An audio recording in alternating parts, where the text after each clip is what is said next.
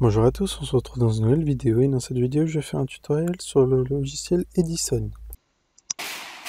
Donc on clique gauche et on met le son dans Edison. Et ici, on a une petite option normaliser. Donc on fait clic gauche et ici, ça va normaliser le son. Donc en gros, vous allez gagner en son, ça va être plus fort le son en fait. Par exemple, si on vient regarder ici, là, c'est beaucoup plus fort que si on fait ça. On se fait ça. Ça permet d'aller un peu plus vite pour mettre le son fort en fait, c'est vraiment un petit raccourci pour mettre le son plus fort et garder le même son de l'audio clip. Donc là, j'ai mis un audio dans Edison, et si on fait clic gauche ici, on a une reverb. Donc là, on a l'option Weight. En fait, l'option Weight, ça va te permettre de mettre plus ou moins d'effets de reverb.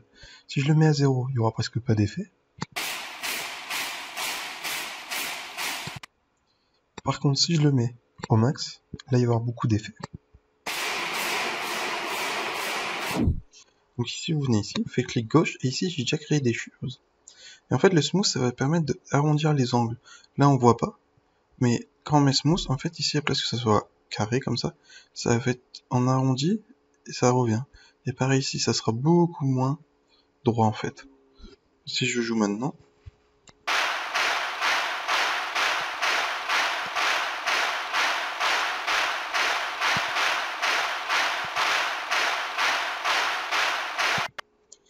et ici on entend beaucoup moins, mais c'est léger, et c'est beaucoup plus smooth en fait.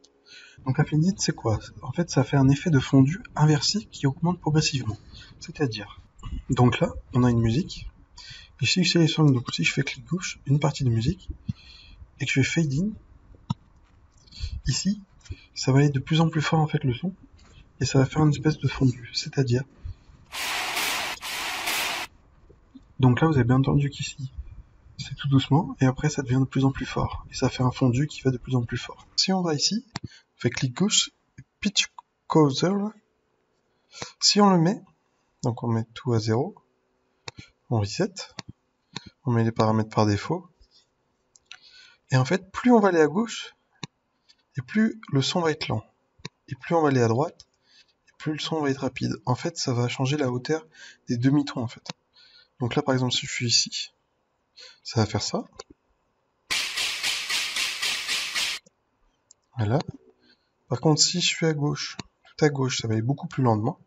Donc, vous pouvez faire preview, c'est pour prévisualiser le son. Voilà. Sinon, si vous allez tout à droite, là, ça va aller beaucoup plus vite.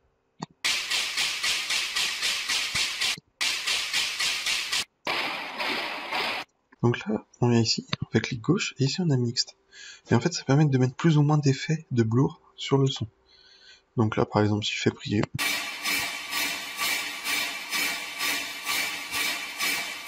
donc là on a beaucoup d'effets, par contre si je le mets tout en bas, on n'aura plus du tout d'effets.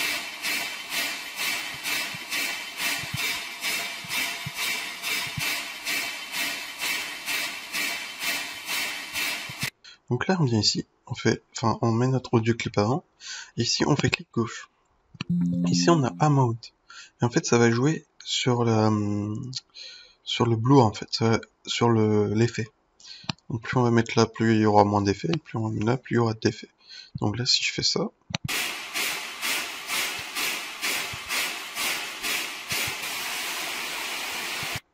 donc ici on fait clic gauche, donc sur ce petit paramètre là on met notre audio clip, et ici on a Switch All, et en fait ça permet de mettre, plus on va vers la gauche, et plus les sons en arrière-plan va prendre le dessus, donc les petits sons, et tout ce qui va être à droite, on va vraiment entendre que le son brut, et pas les sons en arrière-plan. Je vais vous faire une petite démo.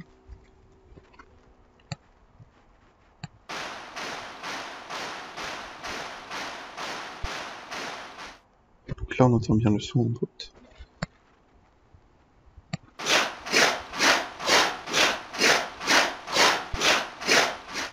Et là on entend plus les sons qui sont en arrière-plan, les petits sons. Et ici on vient ici, on fait clic gauche. Et ici on a dénoiser. Et en fait ça permet de enlever tous les petits bruits d'arrière-plan du son.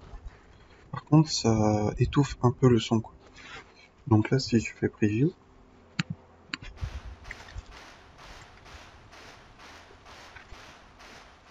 et là, si je l'enlève,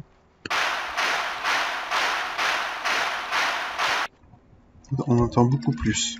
Par contre, on a tout ce qui est arrière. Donc ici, vous avez l'option. Donc ici, vous avez l'option auto-scaling. Et en fait, si vous faites clic gauche, ça va séparer toutes les parties d'audio importantes dans l'audio clip. Donc là, par exemple, ça va séparer celui-ci, ça va séparer celui-ci, ça va séparer ça et ça. Donc ça permet de vraiment délimiter dans l'audio clip. Donc là, vous avez plein d'options. Donc vous venez ici, juste en bas à gauche, vous faites clic gauche. Et ici, vous pouvez donc modifier donc la stéréo, l'édition de l'enveloppe. Et donc là, j'ai déjà édité. Donc pour mettre des points, vous faites clic gauche. Et après, vous mettez comme vous voulez. Vous pouvez descendre, monter sur ces points-là. Et ici, vous pouvez juste mettre des pentes en fait. Si je fais tac. Et donc là, si je fais et donc là, ça va changer la stéréo. Donc là, on vient ici, en bas à gauche, on fait clic gauche. Et ici, après, on peut faire clic gauche et mettre des points. Et après, vous pouvez bouger les points comme vous voulez. Donc là, en bas à gauche, vous faites clic gauche dessus.